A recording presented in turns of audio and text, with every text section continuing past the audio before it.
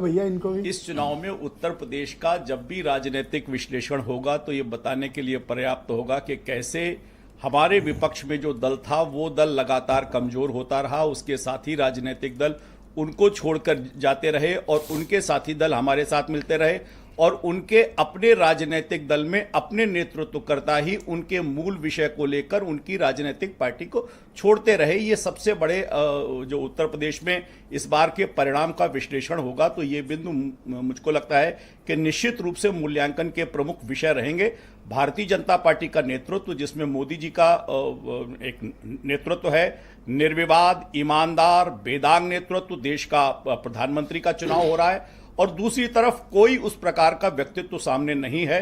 और मैं विशेष रूप से कहता हूं कि जिस प्रकार से योजनाओं को भ्रष्टाचार से मुक्त रूप में नीचे पहुंचाया है, वो चाहे राशन के वितरण की हो, चाहे वो पैसा सीधे अकाउंट में पहुंचना हो, भ्रष्टाचार से मुक्त होकर एक रास्ता निकाला है। कैसे देश के प्रधानमंत्री स्वयं कहते थे कि हम ₹1 बेचते हैं तो 50 और डेटा हमारे पास आ गए। एक डेटा हमारे पास SGD का है, ये इन्होंने हमें आंध्र प्रदेश का इनका डेटा है जो बता रहा है कि YSR की पार्टी को 25 में सिर्फ 6 सीटें मिल सकती हैं और बीजेपी, जनसेना पार्टी और TDP यानी कि भारतीय जनता पार्टी, चंद्रबाबू की नायडू की पार्टी और पवन कल्याण की पार्टी, इनको बड़ी बढ़त मिल रही है। वहाँ पे ये इन्हें 19 सीटें मिल सकती हैं और अदर्स के पास वहाँ कुछ नहीं मिलने की संभावना है।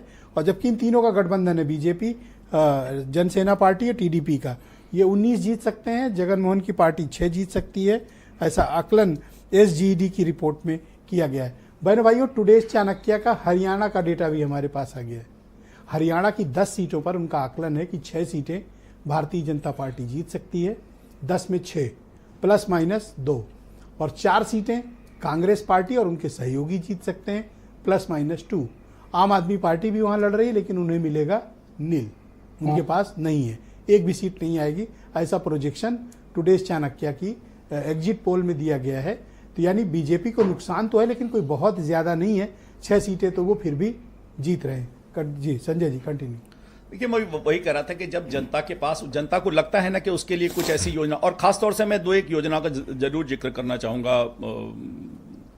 एक राशन वितरण की योजना जो थी, जिसमें पहले लोग राशन कार्ड लेकर जाते थे, उनको राशन नहीं मिलता था, लेकिन व्यवस्था को कैसे बदला है कि जब वो राशन की दुकान पे जाते हैं तब वो उसमें अंगूठा लगाते हैं। अंगूठा लगाने के बाद जो विंग मशीन होती है उस पर उसकी यूनिट आती है और कितने किलो अनाज उसे मिलेगा इसका डिक्लेरेशन उसमें आता है। वो जब अनाज उस पर रख जाता है और वो उस पात्र व्यक्ति को पहुंचता है, तब वो उसके अकाउंट से नील होता है पूरा डाटा। तो पूरे सिस्टम को बदला है और मुझको लगता है कि इस भ्रष्टाचार से लोगों के पास जन कल्याणकारी योजनाओं को पहुंचने के व्यवस्था को जो परिवर्तन किया है, उससे जो आम नीचे के लेवल पर जो नागरिक हैं, जो वंचित हैं, जो पिछड़े हैं, जिनको कोई सामान कभी नहीं मिल पाता था, ऐसी योजना को लाकर, जैसे उज्ज्वला की योजना है, कोई भी नौकरशाह, कोई भी विधायक, कोई भी सांसद, कोई भी अधिकारी जिसको मिल रहा है उसको रोक नहीं सकता और जिसको नहीं मिलना है उसको दिला नहीं सकता। तो ये जो व्यवस्थागत परिवर्तन हुआ है, इसने जनता को ने नीचे के लेवल पर महसूस किया है और वही भारतीय जनता पार्टी के लिए इस निर्णायक विजय का आधार बना है। मुझे लगता है कि इसी आधार पर भारतीय जनता पार्टी ने अपने क्षेत्रों से और आगे निकलकर जिस प्रकार को योजना को पहुंचाया है, अभी हम लोग चर्चा कर रहे थे तमिलनाडु की, अभी हम चर्चा कर रहे थे आंध्र की, तो इस प्रकार का जो वर्ग है उसने भारतीय जनता पार्टी के आधार को और बढ़ाया है। और मुझको लगता है कि जिस प्रकार का यह परिणाम दिख रहा है उसके पीछे मूलभूत रूप से यही योजनाएं हैं और मोदी जी का नेतृत्व है, जिसके कंपैरिजन में विपक्ष का कोई भी नेता ऐसा हमें नजर नहीं आता जो उस ईमानदारी से, उस मेहनत से। का भी डेटा हमारे पास आया है, टुडेज चाणक्य का एग्जिट पोल है, ये हिमाचल प्रदेश के लिए है। इन्होंने जो सीट प्रोजेक्ट की है उसमें 4 सीटें भारतीय जनता पार्टी को दे रहे हैं ±1, 4 सीटें ±1, और कांग्रेस को 0, लेकिन ±1 वहां भी है। यानी या तो बीजेपी को 5 की 5 सीट मिलेगी या बहुत मिलेगा तो कांग्रेस को सिर्फ 1 सीट मिलेगी। विनय राय जी, जितने भी प्रोजेक्शन अब तक आ रहे हैं, हिमाचल, असम, छत्तीसगढ़, गुजरात, मध्य प्रदेश, दिल्ली, ये सब लैंडस्लाइड विक्ट्री की तरफ इशारा कर रहे हैं भारतीय जनता पार्टी के लिए। नहीं विजय जी, जो पुराने आंकड़े उसी के आसपास दिखा रहे हैं, लेकिन अभी हरियाणा का आपने आंकड़ा देखा उसमें उन्होंने 6 में से ±2 की बात कही। सकारात्मक पहलू है कि 6 का 8 हो सकता है, और नकारात्मक पहलू है एनडीए के लिए कि 6 का 4 हो सकता है जी। क्योंकि ये तो एजेंसी खुद कह रही है। तो आप विपक्ष के चाहेगा तो 4 देखेगा, और एनडीए चाहेगा तो 8 देखेगा, और कुछ नहीं देखेगा तो कहेगा 6 तो मेरे पास है ही है।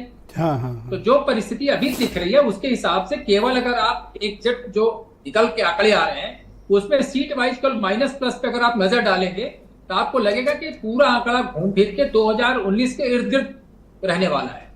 बहुमत 272 से लेके 303 का जो आंकड़ा जब पिछली बार टच कर पाए थे, उसमें सही बात है कि जहां पे अच्छा था वहां बुरा, और जहां बुरा था वहां से अच्छा। ये परिणाम अभी तक जितने अभी तक कम कोई से कम ऐसा सर्वे हम लोग को मेजर देखने लॉस को मिल रहा वाला है, स्टेट उसमें मुझे दिख नहीं रहा भारतीय जनता पार्टी का जहां कहीं कोई मेजर लॉस उनका होता दिख रहा हो। नहीं, जैसे बिहार में लॉस दिखा, हाँ, वहां दिख रहा है, लॉस दिख रहा है। महाराष्ट्र में भी देखिएगा, अगर सीटों के हिसाब से अगर देखेंगे आप तो उसमें शिवसेना के साथ उनका गठबंधन था। अब महाराष्ट्र, राजस्थान, उत्तर प्रदेश, ये 3 बड़े राज्य बाकी हैं अभी। बाकी तो कमोबेश एक तस्वीर बनती तो दिख रही है। देखो राजस्थान के बारे में जैसे मैं भी कह दूं कि 3 सीटों का अनुमान है, 3 से लेकर 5 सीटें इंडी गठबंधन पा सकता है, जो कि क्योंकि कई ऐसी सीटें थी जहां बड़ी क्लोज फाइट रही है, तो 3 सीटों का मिनिमम हमको लगता है इंडिया गठबंधन को मिलेगा।